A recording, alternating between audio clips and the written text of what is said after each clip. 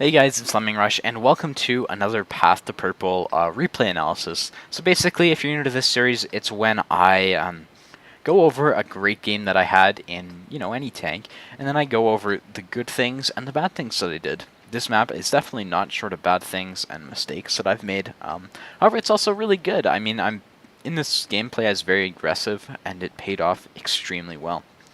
Okay, so to start off, we're going to start off by analyzing the teams. I noticed right away that we have a fail platoon. So, yeah. I'm not going to let that phase me. I'm going to continue analyzing.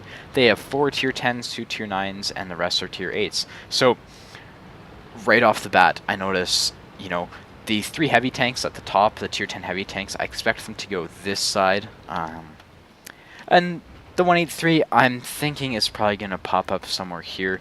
In the end, he actually goes here, so that's interesting, but yeah.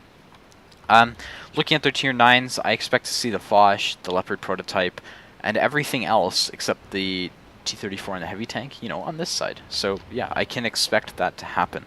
Looking at all of the tank destroyers that they have, I started thinking, how can I counter all of their tank destroyers and start, getting them dead? And the thing that comes to mind instantly is camo. A tank destroyer's strength is always going to be its camo, and it's never going to be in its prime if it's in a close range engagement that involves armor, speed, and agility. So I'm as close as I can to be right now. That's safe, and we're going to try spotting everything.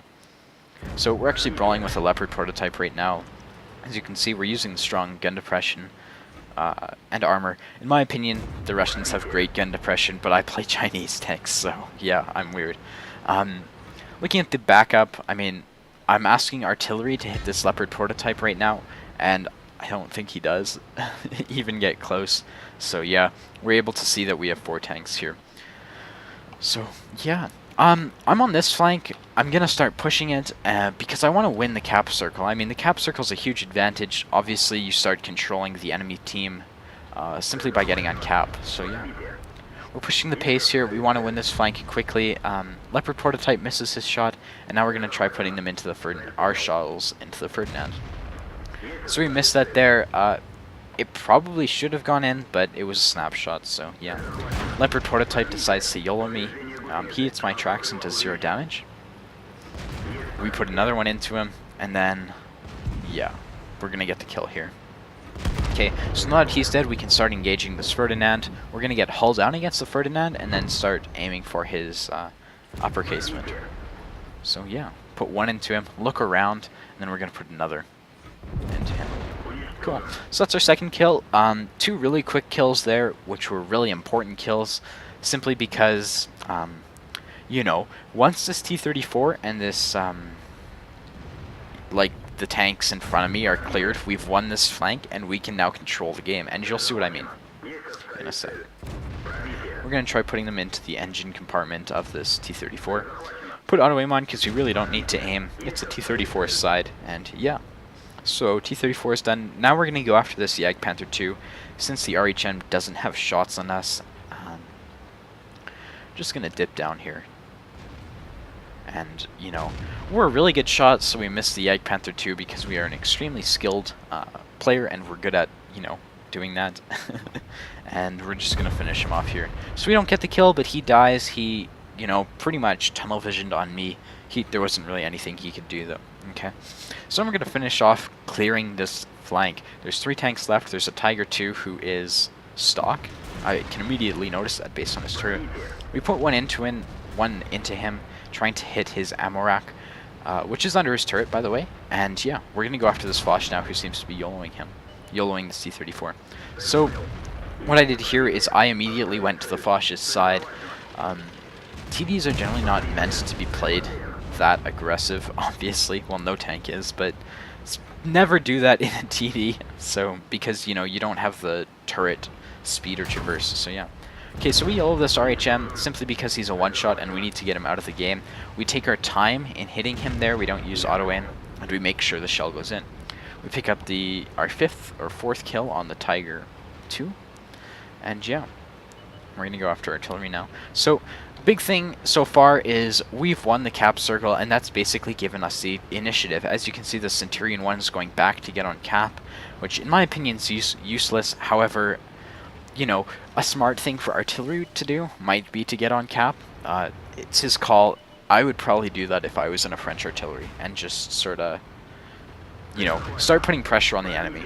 So yeah, we use auto aim. So I actually just want to highlight this. We use auto aim on this artillery so we could look over here and see if there's anything else, you know, that we can engage. So we use auto aim, put a shot into artillery, and he's done. And we notice that this flank is clear. So we're just going to keep pushing into the enemies.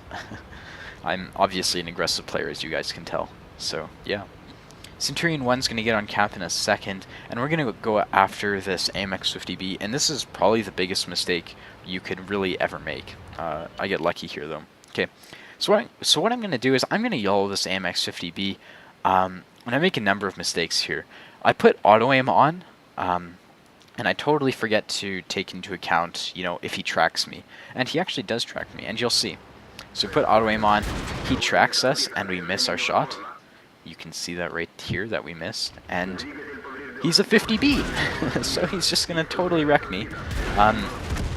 We are able to put one into his turret. Luckily, however, just sort of rub salt in the wound, we get clicked by artillery. So, in hindsight, I mean, I guess it was okay. I would have been able to trade. You know, I would have been able to survive a whole clip from a 50B. However, it's never smart to do that. I've lost so many games by doing that. And then, like I said, just to sort of rub salt in the wound, I get clipped by artillery. So yeah. Okay, the game's pretty much over now. I mean, it's just a 1-1-3 left, and it's going to take like 2 minutes just to chase them down. So I'm just going to talk about this map a bit and then go to the end plates. Okay, so my opinion, I think I said this earlier, if you're in a heavy tank, like if you're in an E5, a 215B, or any of the sort of mobile heavy tanks, I would not recommend going this flank. Simply because this can be stalled long enough by an E3 and 2 E100s. You know what I mean? So it's much better if you can win the area where the cap circle is, because it gives your team the initiative. I mean, you can get 2 low health tanks on cap and definitely put a lot of pressure on the enemies.